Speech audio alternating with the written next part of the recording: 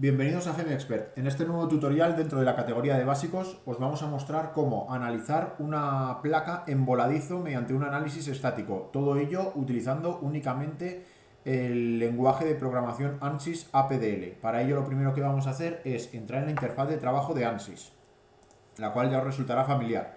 Entonces lo primero, para generar el modelo, lo que vamos a hacer es crear unos keypoints, unir esos keypoints con líneas. Os mostraremos cómo se extruye una línea a lo largo de línea mediante comandos, como digo, a través de código APDL. Y una vez tengamos el modelo generado, que como os decía es una placa empotrada, le designaremos materiales, el tipo de elemento que vamos a utilizar, que será shell. Asignaremos la sección, se lo asignaremos todo al área que hemos generado previamente. Aplicaremos unas condiciones de mallado, realizaremos el mallado, aplicaremos las condiciones de contorno, resolveremos el modelo y veremos por pantalla un par de resultados. Bien, como os decía, lo primero que vamos a hacer es entrar, lo podéis hacer clicando en la barra de comandos, escribiendo barra invertida prep 7, que es lo análogo, es lo mismo que abrir el bloque de preprocesor. Bien, una vez estamos dentro del bloque de preprocesor podemos empezar a generar la geometría. Para ello vamos a crear nuestro primer keypoint. Para ello, acordaros que todos los comandos en ANSYS generalmente llevan las primeras letras de cómo se dice lo que queréis hacer. Es decir, en este caso lo que queremos es hacer crear un keypoint. Por lo tanto, la K de keypoint, coma. Si podéis ver en la barra de comandos os aparece cuáles son los pasos que podéis ir dando a medida que vais escribiendo. Es decir, en este caso hemos puesto el comando K, por lo tanto te dice el NPT, que sería el número de keypoint, y luego las coordenadas. Yo os aconsejo que en el número de keypoint lo dejéis vacío porque él lo asigna automáticamente y siempre lo asigna de forma correlativa, ¿vale? En este caso, como el primer keypoint lo queremos en el origen, lo podemos dejar tal cual. Todo campo que no se rellene quiere decir que es 0. Entonces, si damos OK, hacemos una visualización isométrica y podéis comprobar cómo aquí aparece el keypoint número 1. Bien, vamos a crear el keypoint número 2. Como digo, dejáis el campo vacío para que lo numere él directamente. Y en la dirección Z, por lo tanto, la primera coma sería la X, la segunda coma sería la Y. Y ahora ya podéis comprobar cómo es el número, la X, el campo para Y, la Y, y ahora tendríamos la Z. Podríamos poner una línea de aproximadamente 10 centímetros. Acordaros que estamos trabajando en metros, ¿vale? En unidades del sistema internacional. Bien, como podéis comprobar, tenemos ahora mismo ya dos keypoints, uno aquí y otro aquí. Lo siguiente sería realizar la unión mediante líneas de estos dos keypoints. Para ello es una line, coma, P. Si ponéis P, siempre que pongáis P es by pick, es decir, con ratón. Entonces, una forma de hacerlo es mediante ratón, como estamos haciendo ahora mismo. Hacemos OK. Si queremos visualizar las líneas, tenemos que hacer un lplot de line plot.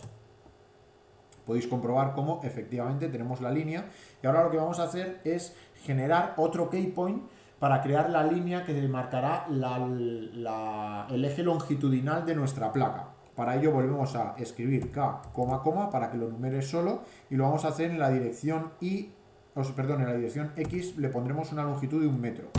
¿Ok? Vamos a encuadrar todo con el Fit View y como podéis comprobar tenemos aquí el keypoint número 3.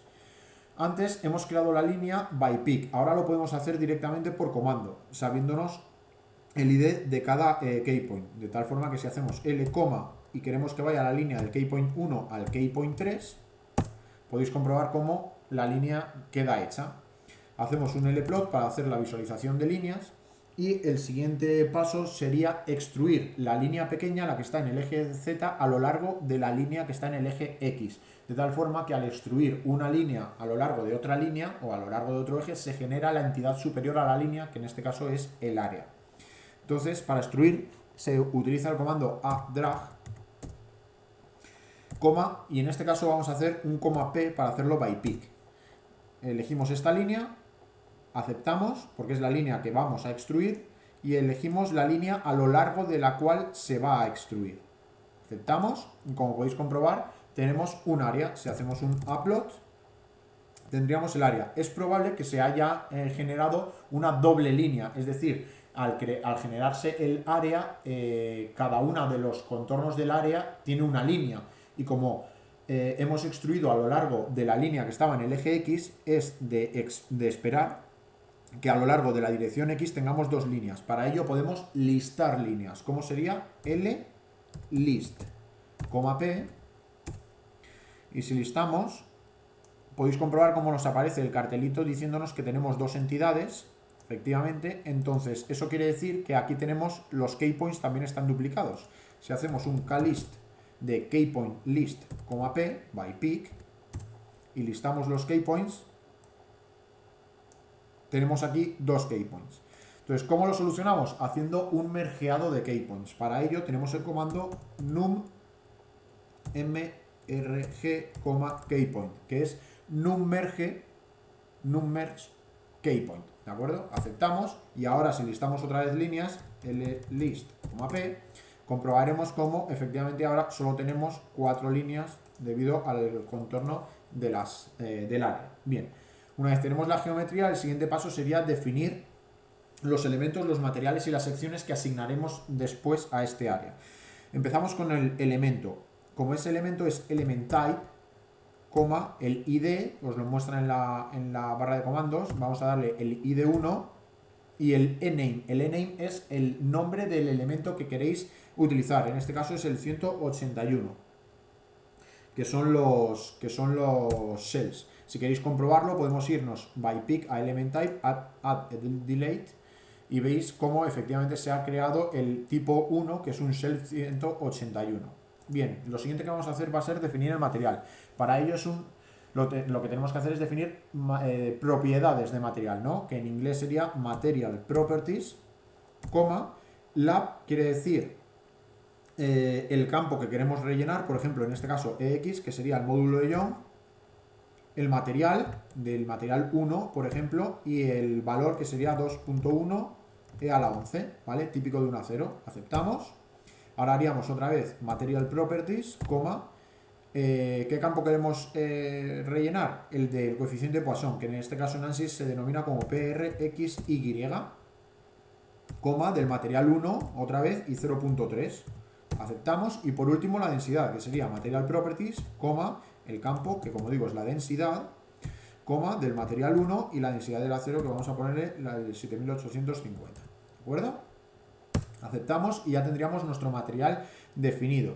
Lo podéis comprobar entrando en Material Properties, Material Models, y podéis comprobar cómo efectivamente tiene la densidad que le hemos dado y es un lineal isotrópico. Entonces queda comprobado que efectivamente está bien definido. Y por último definiríamos la sección, que lo primero que hay que hacer es definir qué tipo de sección es. Pues es un secType, el ID de la sección que queramos crear, que va a ser el 1, el tipo, que es un shell. El subtipo no tiene los shells, y el nombre le podemos dar la sección placa, el nombre placa, ¿de acuerdo? Bien, aceptamos, y con esto hemos creado el tipo de sección, pero no le hemos dado espesor, no le hemos dado propiedades. Para ello tenemos que hacer un sec data, y le damos, por ejemplo, de 3 milímetros, bueno, vamos a darle 5 milímetros. Acordaos que estamos trabajando con unidades del sistema internacional. ¿Que queréis comprobar que está bien puesto? Pues nos vamos a Section, List Section. Como podéis comprobar, la sección 1 tiene el nombre placa, que es lo que hemos hecho, asignado, y tiene 5 milímetros de espesor. Perfecto. Con esto ya queda comprobado, pero el área no tiene asignada esas propiedades. Entonces, para asignar el área, lo que hacemos es asignarle atributos a ese área. Entonces, área attributes, AATT, el material 1, el real no tiene, luego lo dejamos en blanco, el tipo 1, el ESIS, que es el sistema de coordenadas, lo dejamos en 0 por defecto, y la sección la 1. Si queréis comprobar que se han asignado, hacemos un alist, y efectivamente nos dice que este área tiene el material 1, el tipo 1 y la sección 1, por lo tanto es coherente con lo que queríamos hacer. Nuestro siguiente paso, ¿cuál sería? Nuestro siguiente paso sería dar las propiedades de mallado. Para ello vamos a hacer un tamaño de malla, por ejemplo, de 25 milímetros, ¿vale? Entonces, ¿qué hacemos? Pues element size, 25 entre 1000, ¿de acuerdo? Esto es una asignación global y ahora lo que hacemos es mallar áreas. Es un A mesh, coma all, en este caso porque solo tenemos un área. Como podéis comprobar, se ha realizado la malla con el tamaño de malla que le hemos asignado. Si os acordáis, era una anchura de 100 milímetros, que como le hemos hecho una división de elemento de 25, efectivamente son 4 elementos y de longitud de 1 metro, ¿de acuerdo? Bien, con esto ya mallado, nuestro siguiente paso sería imponer condiciones de contorno. Vamos a imponer, por ejemplo, las condiciones de empotramiento con el comando dk, P. dk es para la restricción de desplazamientos, entonces sería displacement keypoints, P para hacerlo by pick, por ratón. Lo vamos a poner en este keypoint y en este keypoint aceptamos y le damos desplazamiento restringido en todas las direcciones y de valor 0. Aceptamos, como podéis ver aparecen las restricciones y ahora de la misma forma aplicamos las fuerzas force keypoint, P.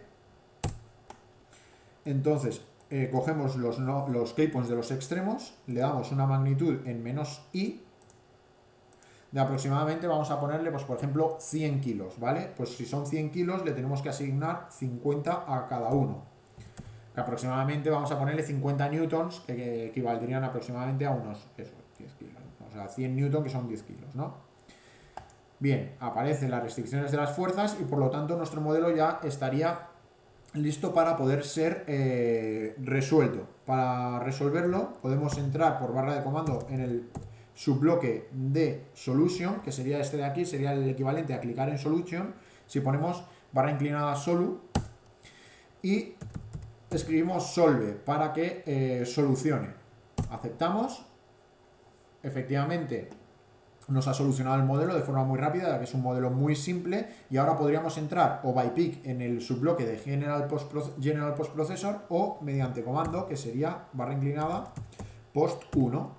Con esto ya estaríamos dentro del subbloque del General Post Processor y ahora podríamos, pues por ejemplo, plotear los desplazamientos, el desplazamiento suma, ¿no? Que sería plot nodal solution, PL de plot, N de nodal y sol de solution, U para los desplazamientos sum, de suma, desplazamiento suma. Como podéis comprobar, efectivamente los desplazamientos son lógicos, mayores desplazamientos en la zona más emboladizo y donde se aplican las cargas y menos desplazamientos en la zona empotrada. Se puede plotear también, por ejemplo, tensiones de von Mises. Plot nodal solution, PL N sol, S de stress, EQV de equivalent, que sería el equivalente de von Mises.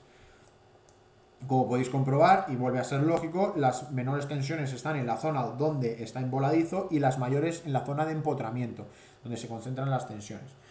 Otras posibilidades es, por ejemplo, plotear vectores, ¿no? El vector desplazamiento, por ejemplo, sería plot, en este caso no es nodal, sería vect, u, sum, de desplazamiento, suma.